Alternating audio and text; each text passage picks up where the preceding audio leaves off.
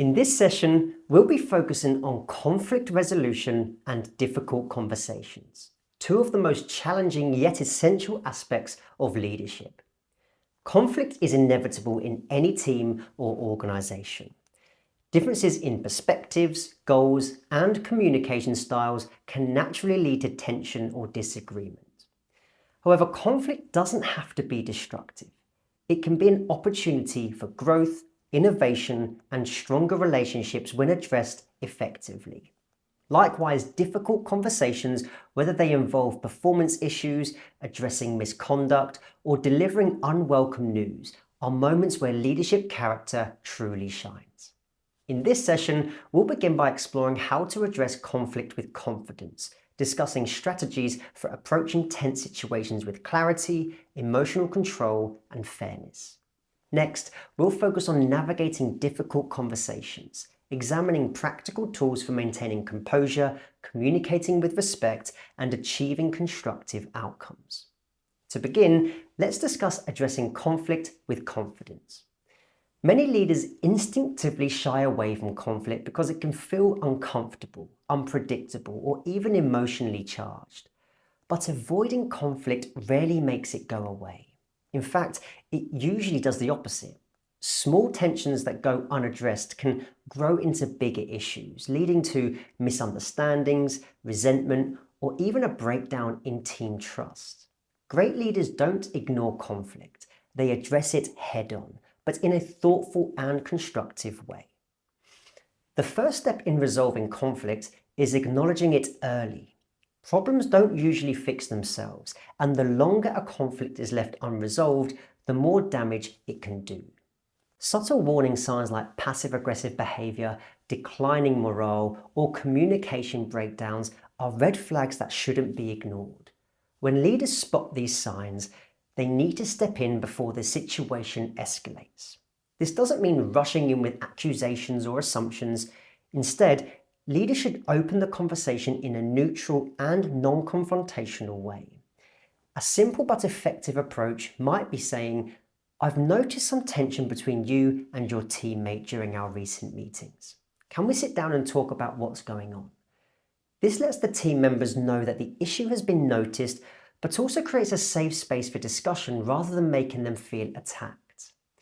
One of the biggest mistakes leaders can make when dealing with conflict is jumping to conclusions before fully understanding the situation. Approaching conflict with neutrality and fairness is crucial. Every situation has multiple perspectives, and assuming blame without first gathering all the facts can make things worse. To avoid this, leaders should take the time to actively listen to everyone involved without interrupting or dismissing their concerns. Instead of assuming what happened, a leader might say, "Can you walk me through your perspective on what happened during that project discussion?" Now, this kind of open-ended question encourages honesty, reduces defensiveness, and helps uncover the root cause of the issue. Now, listening isn't just about words. It's also about how leaders manage their own emotions during the conversation. Emotional regulation plays a huge role in conflict resolution. When tensions are high, it's easy to react with frustration, impatience, or even defensiveness. But a leader who remains calm, composed, and objective sets the tone for a productive discussion rather than a heated argument. Emotionally intelligent leaders don't let anger or frustration drive their responses. Instead, they pause, take a breath, and respond with intention rather than reacting impulsively. Now, this not only de-escalates the situation, but also encourages the people involved to mirror the level of calmness in the discussion. Creating the right environment for these discussions is just as important as the conversation itself.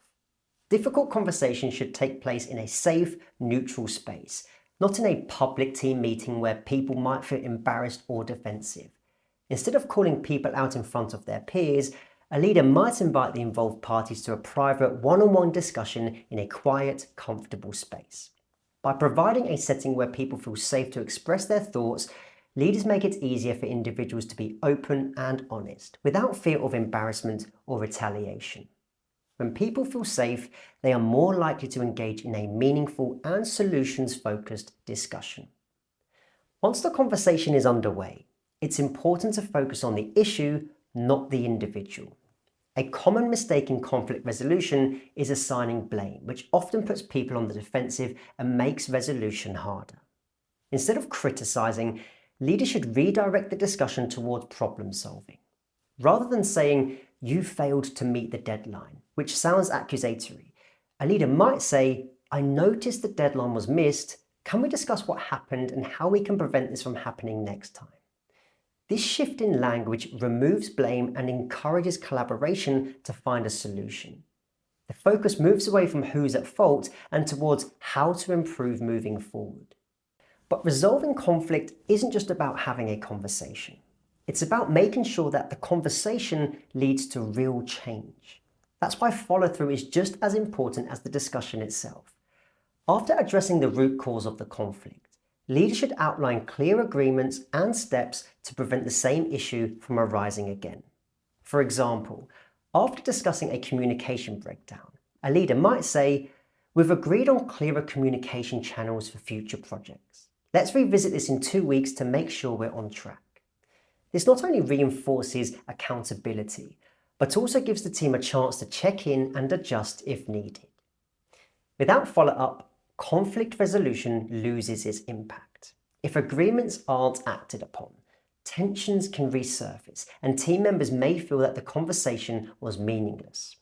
But by setting clear next steps and revisiting the discussion later, leaders show that they are committed to real solutions, not just surface-level fixes. When leaders handle conflict with confidence, fairness, and emotional intelligence, they don't just resolve disagreements, they strengthen trust, improve communication, and create a more cohesive team. Instead of being something to fear, conflict becomes an opportunity for growth and stronger working relationships. Now that we've explored strategies for addressing conflict, let's turn our attention to navigating difficult conversations. Navigating difficult conversations is one of the most challenging yet essential responsibilities of a leader. Whether it's delivering critical feedback, discussing underperformance, or addressing behavioral concerns, these conversations require preparation, emotional intelligence, and a focus on constructive outcomes.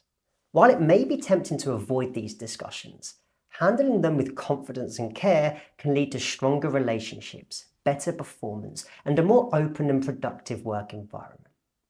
Preparation is the first and most important step in ensuring a difficult conversation goes smoothly. Going into a conversation unprepared can lead to miscommunication, unnecessary tension, and missed opportunities to resolve the issue effectively. Leaders should take time to clarify the purpose of the conversation, gather relevant information, and plan their key talking points. For example, if a leader needs to discuss a team member's repeated missed deadlines, they might review project records, note specific examples of missed deadlines, and think through the desired outcome of the discussion. Being specific and fact-based rather than vague or accusatory makes it easier to keep the conversation focused and productive. Once the conversation begins, clarity and directness are crucial. Avoiding the issue or using overly vague language can create confusion and frustration, leaving the other person uncertain about what they need to change. Instead, leaders should state their concerns clearly while maintaining a respectful and professional tone. For instance, rather than making a general comment like, "I feel like you've been struggling with deadlines," a more effective approach would be, "I've noticed that deadlines have been missed on several recent projects, and I'd like to understand what's contributing to this pattern." Now, this statement is clear, direct, and invites discussion rather than placing blame. One of the most important aspects of a difficult conversation is active and empathetic listening. Leaders must create space for the other person to share their perspective, ask clarifying questions, and show that they genuinely want to understand.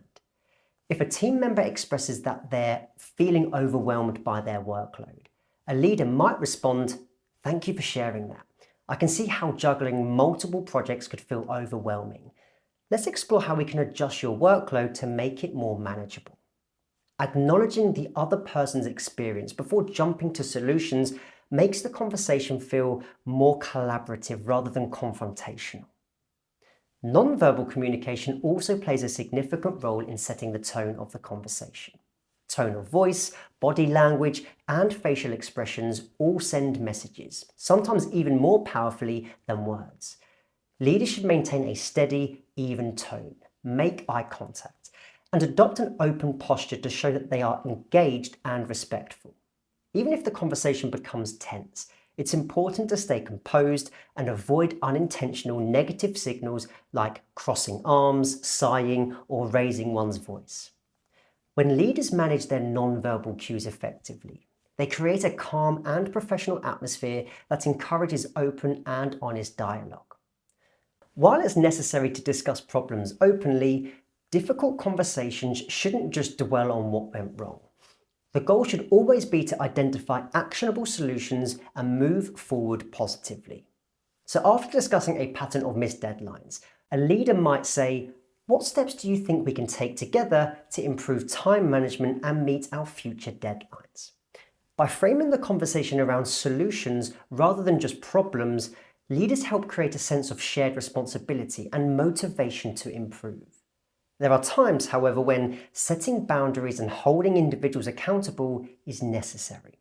If issues persist despite repeated conversations, a leader may need to clearly outline expectations and potential consequences while remaining professional and respectful. If a team member continues to miss deadlines after multiple discussions, a leader might say, "We've discussed the importance of meeting deadlines multiple times, and I need to see consistent improvement moving forward. If this continues to be a challenge, we'll need to explore further steps." Holding people accountable ensures that expectations are taken seriously and that necessary improvements are made. The conversation itself is only part of the process. Following up afterward is just as important. Checking in after a difficult conversation shows care, reinforces accountability, and ensures that agreed upon actions are being implemented. A leader might follow up a week later with, "How are you feeling after our conversation last week? Have the adjustments we discussed been helpful so far?"